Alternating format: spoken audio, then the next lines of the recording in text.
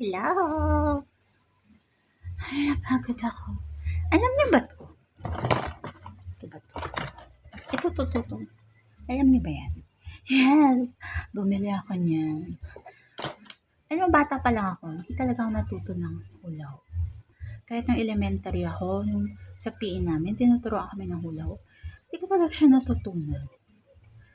Hindi ko alam kung bakit. Hindi ko alam kung dahil mabigat pa yung balakang ko or some sort. I don't know. Tapos sabi ko nga sa teacher ko, sabi ko, "Ma'am, kaya pala nakakapayat ang hula hoop kasi napapagod ako kakapulot dun sa hula hoop." Tapos, syempre hindi na yun yung reason nun. Pero, so ayun, nakita ko to. Tapos sabi ko, sige nga, total, yun lang naman ang concern ko eh. Lumiit ang aking fupa. Ano ang fupa? Yun ay fat under the pelvic area. O, diba? There's a term for bilbil sa ibang bansa. Sa ibang bansa ako inalaman. So, yun. So, ewan ko, try ko siya kung magagawa ko siya. So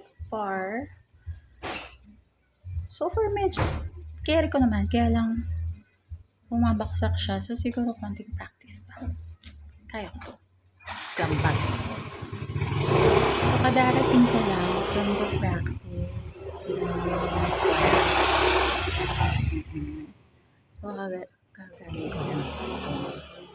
Sali kayo if ever you're in Alabang area, near Alabang Town Center.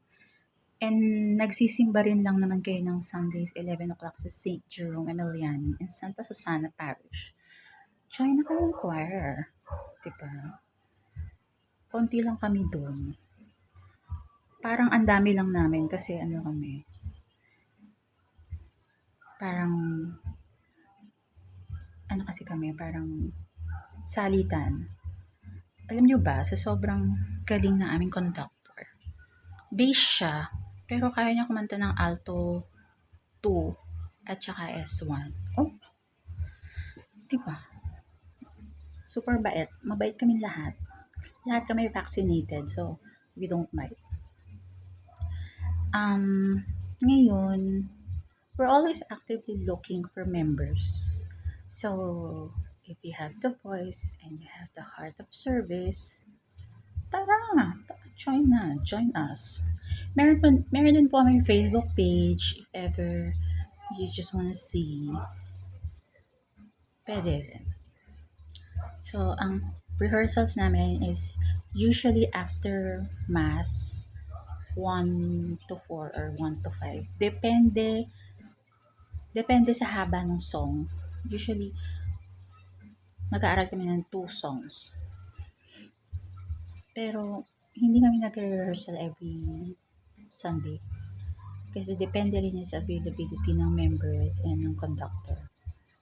And may mga times na meron kaming self-study. So, may nagprovide ng MIDI or yung parang -1 for the songs per voice.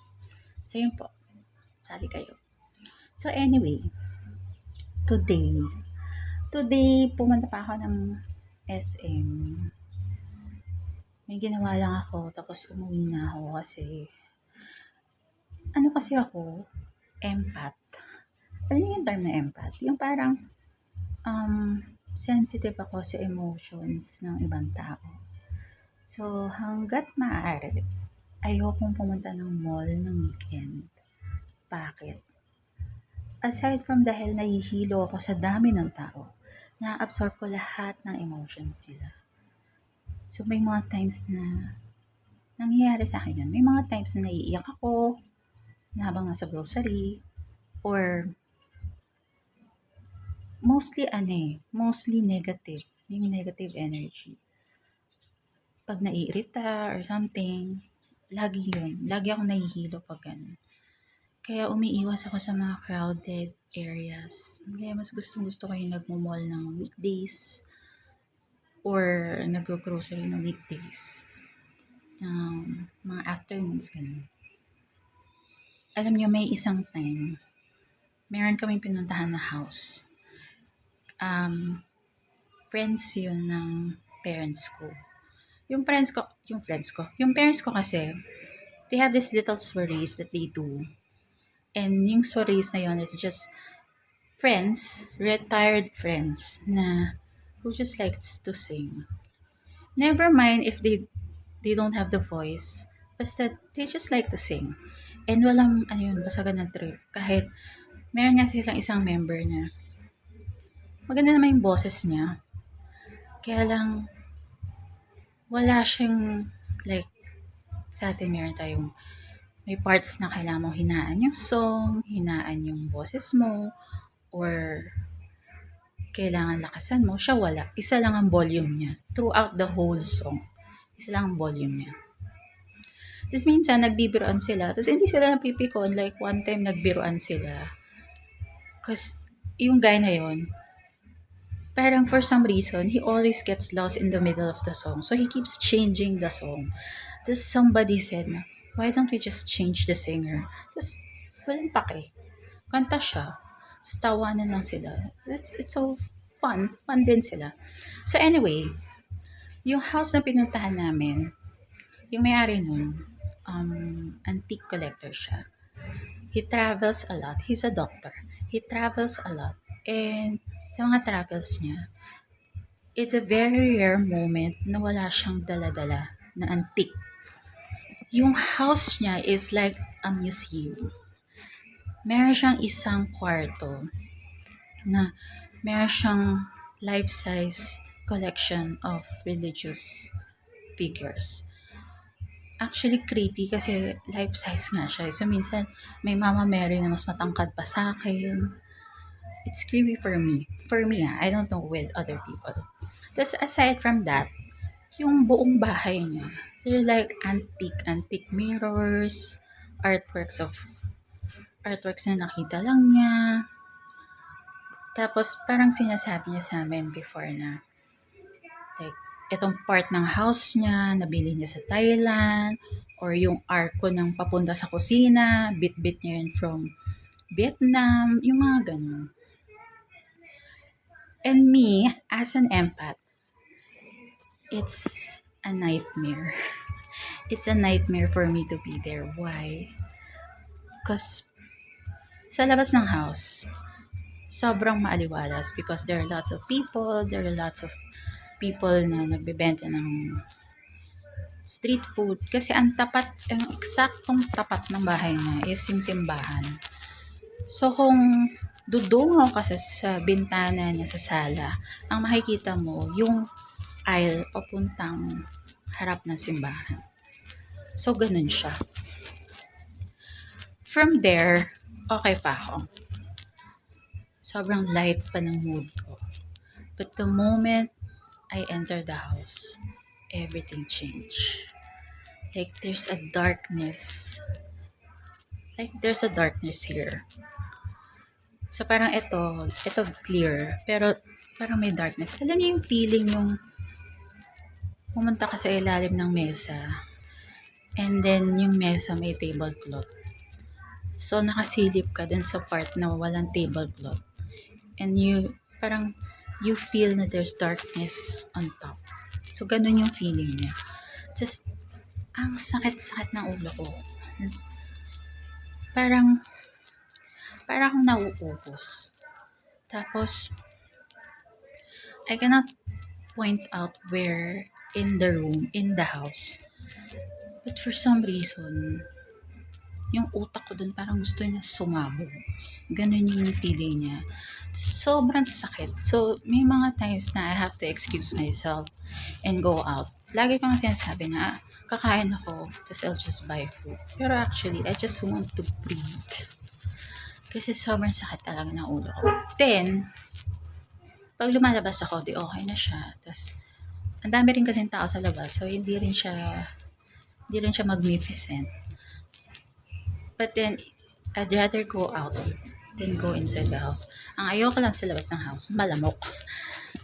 So, pasok na ako ulit sa room. Then I had this friend who used to study mysticism. Basta parang ano siya eh. Ano ba yun? New Earth? May tawag? May tawag yung simbahan dun eh. They're against it eh. new something, new science something. Ang ingay ng kapitbahay. So anyway, so tinawagan ko siya. Sabi ko sa kanya, tago na lang natin siya sa pangalang K. Pero hindi yun ang hiling niya. So sabi ko, K, ang sakit ng ulo ko dito sa house na to. Hindi ko alam kung bakit. Pero, sabi ko, yung may-ari nito, mahilig siya mag-collect ng mga antique. Tapos kwento sa kanya yung room of mga figurines, mga religious figurines, and mga paintings, and the furnitures, and yan. Tapos sabi niya sa akin, patingin nga ng house. So, video ko. Na parang pinan out ko lang yung dalawa kasi yung sala dun sa baba. Yung isang sala, isang katabi nun, yung room ng mga religious figurines. Tapos, merong dining area. And then, there's a wall and there's a mirror. So, yung wall na yun is, ang opposite niya is yung entrance ng entrance ng house. So, pag binuksan mo yung entrance, yun ang unang mo makikita. Ang ganda na salamin dun. It's a really antique salamin ha. Sobrang laki niya. Tapos, kumbaga yung, di ba minsan yung salamin, meron siyang parang frame na metal. Then salamin. Yun, yung mismong frame niya, mirror din. Tapos may mga design siya ng flower. So, pinan out ko yung dinaanan ko hanggang makarating dun sa isang end ng house. Yung end ng sala where I am is wall siya papuntang kitchen. Tapos sabi niya, balik mo nga, Sel, balik mo siya. Tapos nang binalik ko, doon niya ni-stop sa may mirror. Sabi niya, Sel, ayan yung cause ng headache mo. Sabi ko, bakit? Apparently, yung mirror, may nakatirang demonyo. Hindi niya sinabing hindi niya sinabi eksaktong demonyo, pero it's a black elemental. And, andun siya. Kumbaga, nakakulong siya dun sa mirror. So, kumbaga, tinitingnan ko yung buong house. Yung elemental na yun, nakatingin din siya sa lahat ng taong dumadating. Tapos sabi niya sa akin, actually, Sel, napansin ka na niya nung pumasok ka. Kaya nakatingin siya sa'yo. Because in his mind, pwede akong pumasok sa kanya. Kasi kung nasisense ko daw yung energy niya, nasisense din niya yung energy ko. So sabi niya sa akin, magstay ako sa house wherein hindi niya ako makikita. Sabi ko, ganun. So yun, kaya sabi niya, yun daw yung cause kung bakit sumasakit yung ulo ko. Tapos may ginawa siyang orasyon, yung friend ko. And nawala yung sakit ng ulo ko. Pero sabi niya sa akin, yung orasyon na yun is just parang temporary. Para lang hindi ako masense nung elemental na yun. Hari nawa, hindi na kami bumalik sa bahay na yun. Tapos, parang ever since na pumupunta kami dun sa house na yun, I always make excuses kung bakit hindi ako pwede sumama. Otherwise, sabi ng friend ko, if ever daw pupunta ka dun sa house na yun, I have to wear either a cross or a Benedictine medal. Alam mo yung friend ko, kahit na aaral siya ng new earth, new world, whatever, meron pa rin silang parts ng inaaral na they still believe in God and they still believe in Christ and they still believe in the Benedictine medal. Actually, she owns a Benedictine medal. If you guys don't know, a Benedictine medal is used even by exorcists because it wards off demons. So, ayun, yung time na yun, kaya dati, ang dami-dami kong Benedictine medal. Tapos, parang bigla na lang siyang nag-disappear. Siguro ang dami kong binili. Meron kasing St. Paul sa South Mall. So, parang bumibili ako doon na yung tig 150 pesos na medalya na ganyan kaliliit. Tapos, pinapablessan ko yun. Tapos, basta bigla siyang nawawala. Kasi may mga gamit akong nawawala ka, nami-misplace ko. Pero in the end, nakikita ko rin, eto wala talaga. As in, never heard. So, I don't know. Kaya kayo, yung mga, if you think you have a tendency to feel like, yung pag nasa, kayo, nasa mataong lugar, and you suddenly feel na parang nahihilo ka, baka empath ka rin. So, I would suggest you to wear a medallion or keep a small plastic of rock salt. Hindi iodized. Rock salt talaga. Kasi yung salt na nabibili sa palengke, yung madumi, yung ganong rock salt. Kasi yung mga elementals, ayaw nila ng maalat. Kaya, yun ang lagi kong sinasabi sa mga kakilala ko. I even had, kasi hindi na kami nag-usap. Parang, hindi na kami nagkikita eh. Kasi after ng graduation, parang I lost touch with her. Friendster days pa yun eh, no? So, naalala ko, yung kwento niya sa akin na there are times daw sa kwarto niya, parang she feels like she's being watched. And then there are times daw na in the middle of the night, she would wake up because she feels like someone is watching over her. Tapos yung anak niya, feeling ko yung anak niya sensitive din.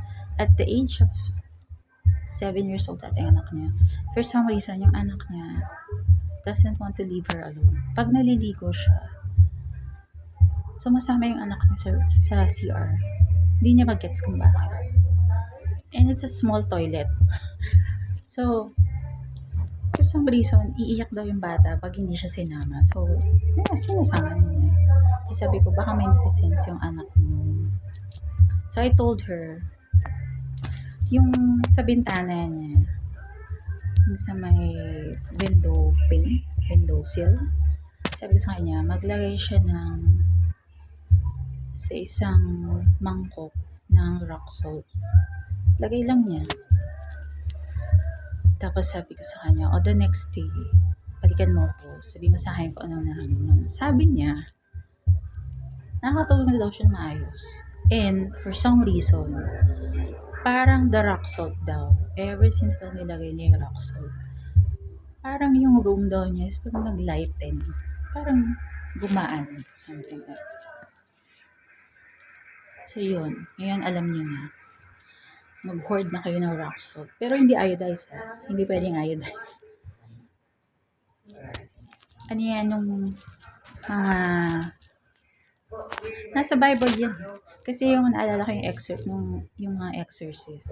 They keep a bottle of salt and a bottle of oil and a bottle of water. Yun yung pang-ward nila ng demons or entities. So, it's also good to keep rock salt at home.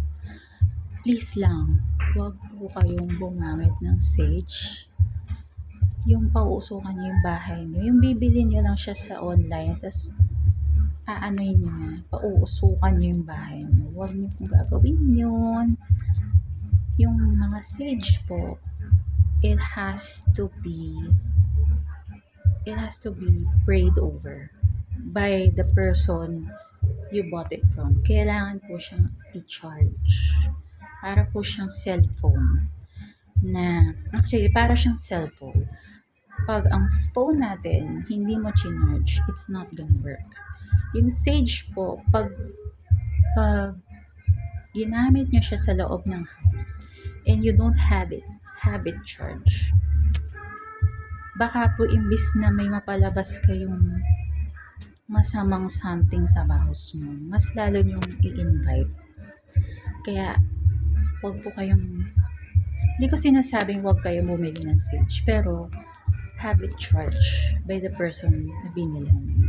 Ngayon, kapag po bumili kayo ng sage sa isang seller, and tinanong nyo siya kung na-charge siya yun, Tapos pag sinagot po kayo na ano pong charge, huwag po yung bibilin. Because anyone that I know na gumagamit ng Sage, they say a prayer before using it. So, ayun lang po. Alam po kung the best na pang ward of na spirit, holy water. Pero, may nabasa din kasi ako na hindi rin maganda to use holy water all the time. Babalikan ko po kayo, hahanapin ko yung video na yun, tapos ikikwento ko sa inyo kung bakit niya sinasuggest na huwag ka rin gagamit ng holy water ng basta-basta lang. Pero ako kasi, yun, holy water and salt. Yun lang po. Salamat! Happy Sunday!